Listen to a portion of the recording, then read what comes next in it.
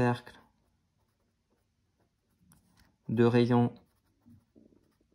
distance Terre-Lune, le périmètre de la trajectoire est donc égal à 2 fois pi fois le rayon, c'est-à-dire ici dTL. Vous remplacez dTL par 3,84, ça fait 2 fois 3,14, 16, fois 3,84 fois 10 puissance 8. On aura un résultat directement en mètres. À nouveau, le 2 ne limite pas les chiffres significatifs. Je vais donc l'annoncer avec 3 chiffres significatifs. Mon résultat précédent fois 3,14, 16 fois 2. Et cela nous donne un périmètre total de la trajectoire de la Lune qui vaut 2,41, 2, 4, 6, 8, 9 fois 10 puissance 9 mètres.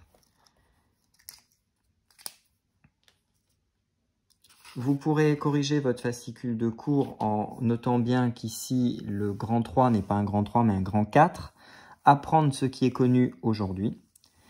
La trajectoire de la Lune par rapport à la Terre est une trajectoire elliptique dont l'un des deux foyers est la Terre. Vous soulignez en rouge trajectoire elliptique dont l'un des deux foyers est la Terre.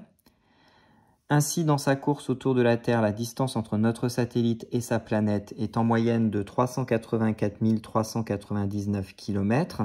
Je vous rappelle que nous avons trouvé précédemment 3,84 fois 10 puissance 8 mètres, ce qui signifie que cela fait 3,84 fois 10 puissance 5 km. Nous avons une valeur très proche de la valeur moyenne qui vous est précisée ici.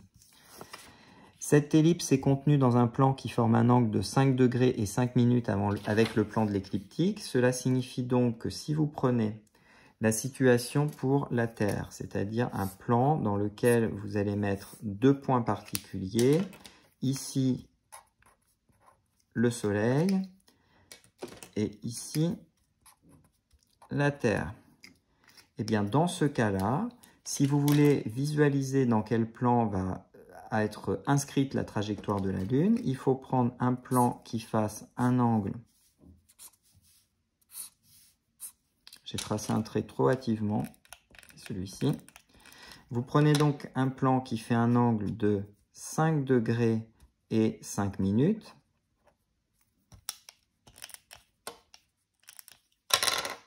Voilà. Et vous allez alors avoir la Lune qui, elle, va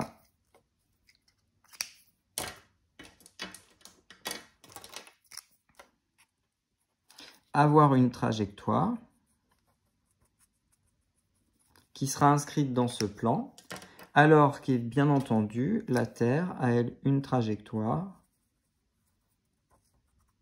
qui était inscrite dans le plan de l'écliptique.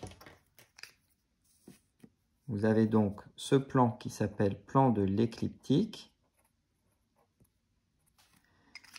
Et ce plan-là n'a pas de nom particulier, mais c'est, je vais le mettre plutôt en haut, c'est le plan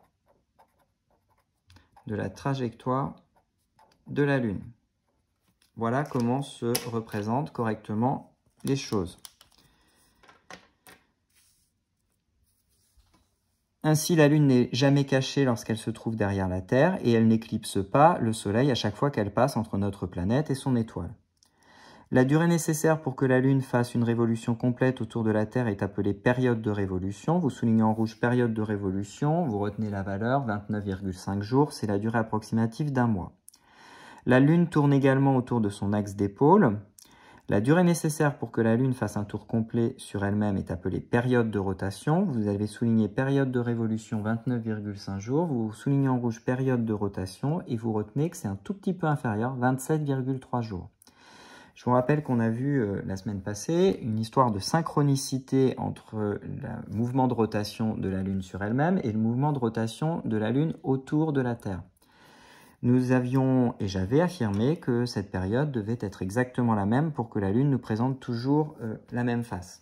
C'était une approche un tout petit peu simpliste, dans la mesure où, dans la réalité, bien entendu, ce qui se passe est toujours un peu plus complexe que ce que l'on veut bien vous apprendre. Et d'ailleurs, je reviendrai aussi sur un des points que je viens de vous enseigner aujourd'hui, puisque vous pouvez comprendre aisément. Je ne vais pas reprendre les plans, mais je vais reprendre ce que je viens de faire, c'est-à-dire le point S ici et le point T ici pour la Terre. puisque la Terre a une trajectoire elliptique dont l'un des foyers est le Soleil. Alors, ce qui va se passer, c'est que la Lune a elle aussi, et je ne vais pas compliquer la situation avec un plan qui ne serait pas le même, la Lune a elle aussi une trajectoire elliptique dont l'un des foyers est la Terre.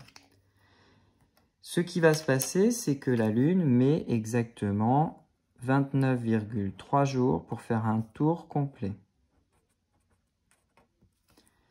Mais pendant ce temps, la Terre va aussi tourner autour du Soleil. Donc la Terre se retrouvera ici au bout de 29,3 jours. Et par conséquent, lorsque la Lune va tourner autour de la Terre, elle va aussi en même temps tourner sur elle-même. Mais tout vient se compliquer quand on prend en considération que la Terre va aussi, dans le même temps, tourner sur elle-même en 24 heures.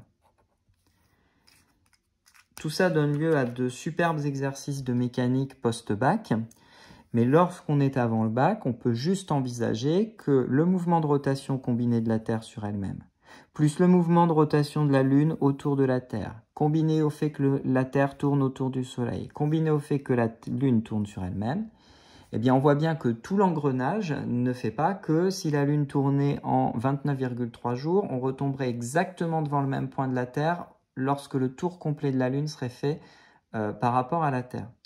Par conséquent, la combinaison de tous ces mouvements conduit à la nécessité d'avoir une période de rotation propre de la Lune qui est de 27,3 jours. Je me suis trompé ici, c'est 29,5. Donc 29,5 jours. Et ici, 27,3 jours pour la période de rotation propre de la Lune, tout simplement pour tenir compte de cette combinaison des différents mouvements.